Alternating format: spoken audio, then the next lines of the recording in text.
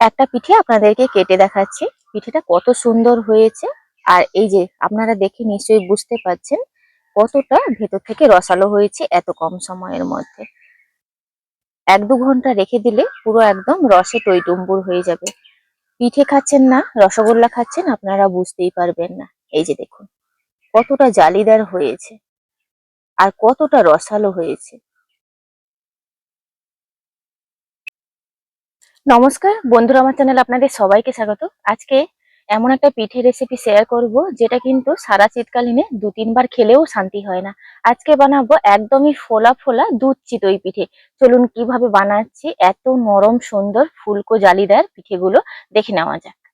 এখানে নারকেল নিয়েছি, একটা নারকেল কুড়িয়ে নেব।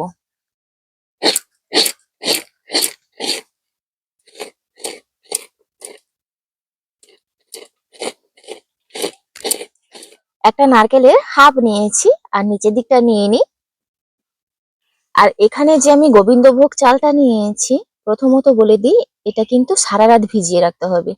যেদিন কিন্তু পিঠেগুলো বানাবেন তার আগের দিন রাত্রে আপনারা ভিজিয়ে রাখবেন। চাল যত ভালোভাবে ভিজবে পিঠেগুলো তত সুন্দর হবে। এখানে আমি 250 গ্রাম গোবিন্দভোগ চাল ভিজিয়ে রেখেছিলাম সারা রাত। আপনারা যে কোনো আতপ চালও একই প্রসেসে বানাতে পারেন। চালটাকে বাটার জন্য যে অল্প একটু জল ব্যবহার করব সেটাও কিন্তু ঈষদুষ্ণ গরম জল ব্যবহার করব।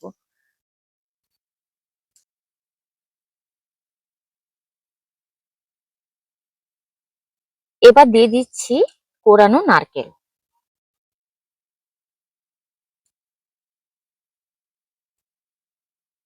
এটাকে খুব ভালোভাবে একটা ফাইন পেস্ট তৈরি করে নেব। এরকম একটা স্মুথ পেস্ট তৈরি করে এনেছি, একটুও দানা নেই। একটা পাত্রে নামিয়ে নিচ্ছি।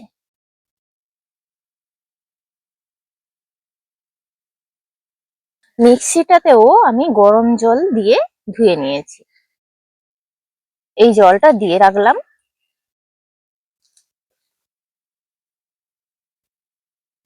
জলটাকেও খুব ভালোভাবে মিশিয়ে নিয়েছি। আমরা সাধারণত চালের চিতই পিঠে যখন বানিয়ে থাকি কোনো কিছু দেওয়ারই প্রয়োজন পড়ে না। আপনারা যদি চান অল্প একটু বেকিং পাউডার দিতে পারেন, তবে আমি কিচ্ছু দেব না। ওরকমই ফুলকো চিতই পিঠে আপনারা দেখতে পাবেন। এই পদ্ধতিতে আপনারাও বানাবেন, দেখবেন এরকমই ফোলা ফোলা ফুলকো চিতই পিঠে বানাতে পারবেন। এটা আমি ঢাকা দিয়ে রেখে দেব 5 মিনিট। 5 মিনিট আমি এই ব্যাটারটা ঢাকা দিয়ে রেখেছিলাম। যতটুকুন জল দিয়েছি এই যে দেখুন ঘনত্বটা পুরোপুরি ঠিক আছে। এরকম একটা পাতলা স্তর পড়বে। এই যে এবার এই ব্যাটারের মধ্যে দিয়ে দিচ্ছি পরিমাণ মতো লবণ। খুব ভালোভাবে মিশিয়ে নেব এবং টানা 1-2 মিনিট ফেটিয়ে নেব। দিলে বাতাস তৈরি হবে এবং পিঠেগুলো খুব ফুলকো হবে। আর এই ব্যাটারটা দেওয়ার আগে কিন্তু খুব ভালোভাবে ফেটিয়ে নিতে হবে। টানা 1-2 মিনিট এইভাবে ফেটিয়ে নিলে ভেতরে বাতাস তৈরি হবে আর পিঠেগুলো কিন্তু খুব ফুলকো হবে।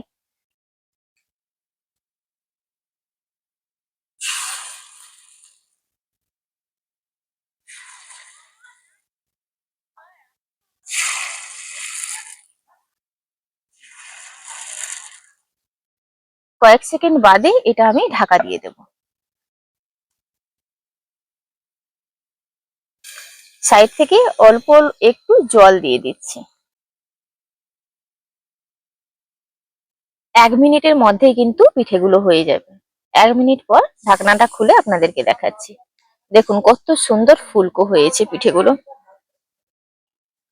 তুলতে এগুলো কোনো রকমের সমস্যা হবে না। এই চামচ দিয়ে কিন্তু খুব সহজে তুলে নেওয়া যাবে।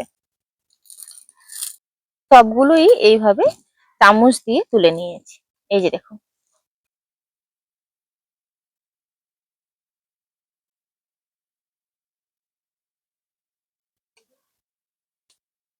দ্বিতীয়বার থেকে তেল না দিলেও চলবে। লোহার যেহেতু আপাম মেকার, তো বিনা তেলেও আপনারা বানাতে পারবেন।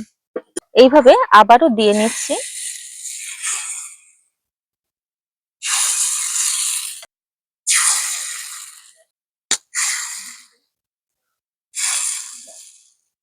এটাকে আবার ঢাকা দিয়ে দেব। ওইভাবে সাইড থেকে অল্প একটু জল ছিটিয়ে দিচ্ছি, ভেতরে বাষ্পটা যাতে তৈরি হয়। ওইভাবে 1 মিনিট ঢাকা দিয়ে রেখেছিলাম। এই যে দেখুন কত সুন্দরভাবে ফুলেছে।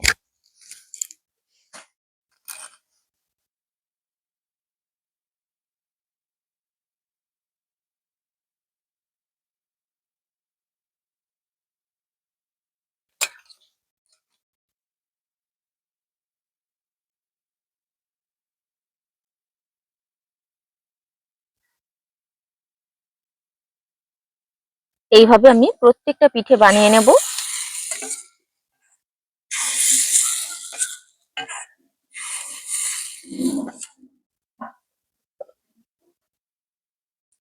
সবগুলো পিঠে কিন্তু এইভাবে বানিয়ে নিয়েছি। এবার কড়াইতে আমি দুধ দিয়ে দেব। এখানে আমি গরুর দুধ নিয়েছি।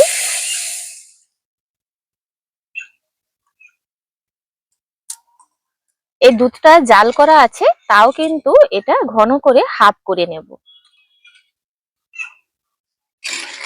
দুধটাকে জাল করে পুরো হাফ করে নিয়েছি। এখানে আমি নিয়েছি নলেন গুড়। আচ্ছা, একটা কথা বলে দিই, আপনাদের অনেকের ক্ষেত্রে কি সমস্যা হয়, ফুটন্ত দুধের মধ্যে গুড়টা দিলে পরে দুধটা কিন্তু ফেটে যায়। তো আপনাদের যদি গুড় খাঁটি হয় তাহলে কিন্তু দুধ কখনো কাটবে না বা দুধ ফাটবে না। আমি আপনাদের সামনেই কিন্তু এই গরম দুধের মধ্যেই নলেন গুড়টা দিয়ে দেখবো, কোনোভাবেই কিন্তু ফাটবে না। যেহেতু আমরা গ্রামাঞ্চলে থাকি, খাঁটি নলেন গুড়টা ঘরে এখানেই পাওয়া যায়।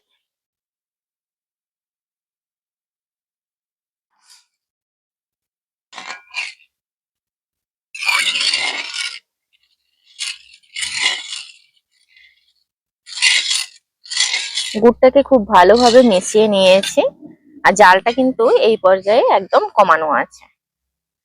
এবার আমি চিতই পিঠেগুলো দিয়ে দেব। এই যে দেখুন, পিঠেগুলো আপনাদেরকে একটু দেখিয়ে দিই কতটা ফুলকো হয়েছে, আপনারা দেখে নিশ্চয়ই বুঝতে পারছেন।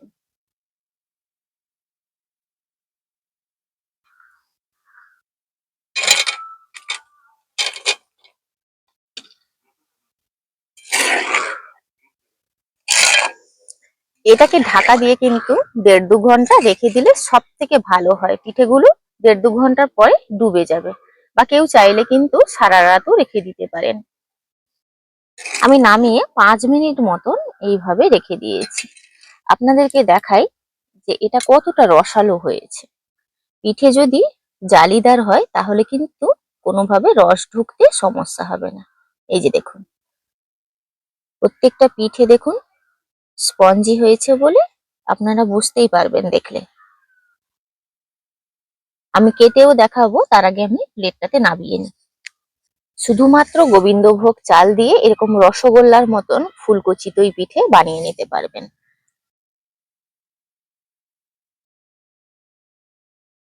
আর এই দুধ চিতই পিঠেগুলো একদম খেজুর রসের গন্ধে ম ম করছে।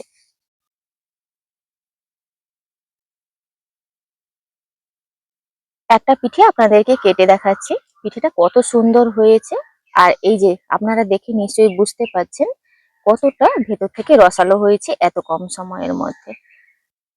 1-2 ঘন্টা রেখে দিলে পুরো একদম রসে টইটুম্বুর হয়ে যাবে।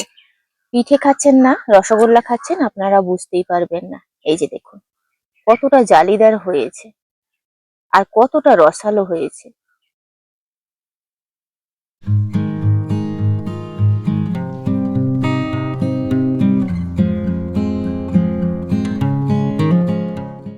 তো আপনারা দেখলেন কত সহজে কিন্তু শুধুমাত্র গোবিন্দভোগ চাল দিয়ে ফোলা ফোলা দুধ চিতই পিঠে বানিয়ে ফেললাম। আর এখন শীতকালে খাঁটি নলেন গুড় দিয়ে এইভাবে দুধ চিতই পিঠে বানালে আর অন্য কোনো পিঠে খেতেই ইচ্ছে করবে না, এত সুন্দর। তো আজকের ভিডিওটি এখানেই শেষ করছি। দেখা হচ্ছে পরবর্তী একটা নতুন পর্বে। ভিডিওটি ভালো লাগলে লাইক শেয়ার কমেন্ট করবেন। আপনারা সবাই ভালো থাকবেন, সুস্থ থাকবেন, সাবধানে থাকবেন।